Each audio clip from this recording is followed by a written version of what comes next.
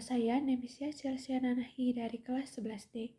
Pada hari ini saya akan menjelaskan materi dan juga memberikan contoh soal mengenai materi yang sudah saya pilih, yaitu viskositas. Nah, teman-teman, sekarang kita masuk pada pengertian viskositas. Jadi, viskositas adalah ukuran kekentalan atau resistensi suatu fluida, cair, atau gas terhadap aliran. Nah, semakin tinggi viskositas suatu zat, semakin besar pula hambatan aliran di dalamnya. Misalnya, air mudah mengalir karena viskositasnya rendah, sedangkan madu mengalir lambat karena viskositasnya tinggi. Nah, berikut beberapa sifat viskositas. Yang pertama, berhubungan dengan gaya geser. Ketika dua lapisan fluida bergerak dengan kecepatan berbeda, maka timbul gaya geser antara lapisan. Yang kedua, menghambat gerakan. Viskositas menyebabkan energi hilang sebagai panas karena gesekan antara molekul. Yang ketiga, bergantung pada jenis fluida. Nah, fluida berbeda. Fluida memiliki viskositas yang berbeda karena perbedaan struktur molekul dan interaksi antara molekul. Berikut beberapa faktor-faktor yang mempengaruhi viskositas, yaitu yang pertama, suhu. Nah, pada cairan, semakin tinggi suhu, viskositas cenderung menurun karena molekul bergerak lebih cepat dan mudah meluncur satu sama lain. Yang kedua, tekanan. Nah, pengaruhnya kecil pada cairan, tapi signifikan pada gas.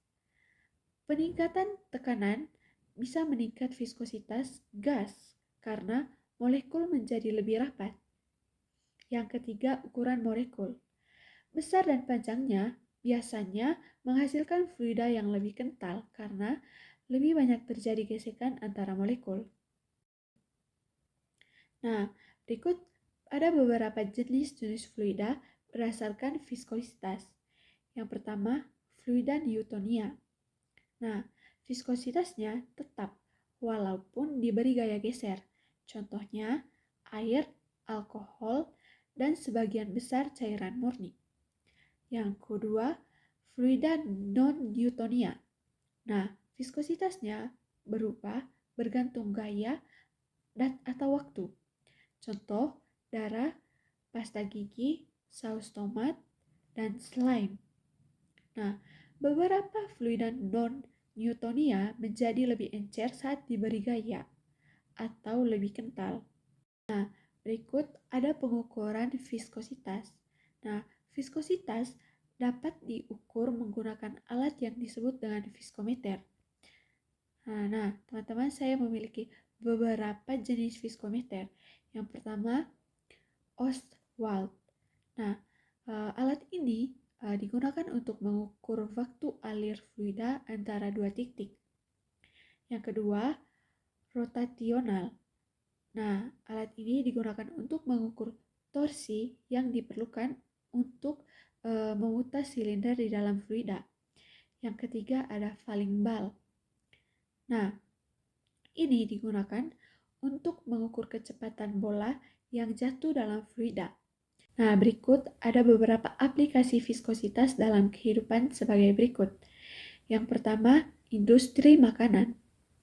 Nah, pengaturan viskositas penting untuk saus, selai, dan minuman agar sesuai tekstur. Yang kedua, industri otomotif. Nah, pemilihan oli mesin berdasarkan viskositas untuk menjaga performa kendaraan. Yang ketiga, farmasi. Obat cair dan salep harus memiliki viskositas tertentu agar mudah digunakan. Yang keempat, kedokteran. Nah, viskositas darah yang normal bisa menjadi indikator penyakit. Yang kelima, ada kosmetik. Contohnya seperti sabun, sampo, dan lation perlu diatur kekentalannya untuk kenyamanan pengguna. Teman juga bisa lihat pada PPT terdapat rumus dan keterangan rumus. Nah, sekarang kita masuk pada sesi diskusi. Nah, teman-teman, di sini saya sudah ada contoh soal untuk materi viskositas. Soalnya, sebuah bola pejal berdiameter 14 cm jatuh pada suatu cairan kental. Nah, teman-teman, di sini saya sudah ada contoh soal, yaitu sebuah bola pejal berdiameter 14 cm jatuh pada sebuah cairan kental dengan viskositas 2x13 PAS. Maka besar gaya hambat yang dialami bola saat kecepatan 10 cm per sekon adalah. Nah, teman-teman, sekarang untuk mengerjakannya kita masukkan rumus terlebih dahulu. Itu fluida sama dengan 6 kali Pi R V sama dengan. Jadi di sini kita simpan 6 kali nilai Pi di sini adalah kita pakai 22/7 karena di sini diameter pejalnya itu 14 cm. 22/7 kali. Nah, di sini untuk jari-jarinya 7 kali 10 pangkat negatif 2 dikali lagi dengan viskositasnya, yaitu 2 kali 10 pangkat negatif 3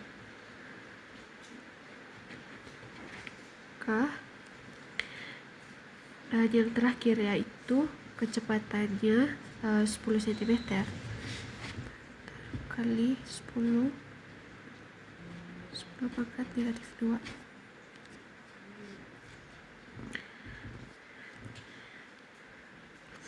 Di sini kita simpan 12 karena di sini ada angka yang sama, kita coret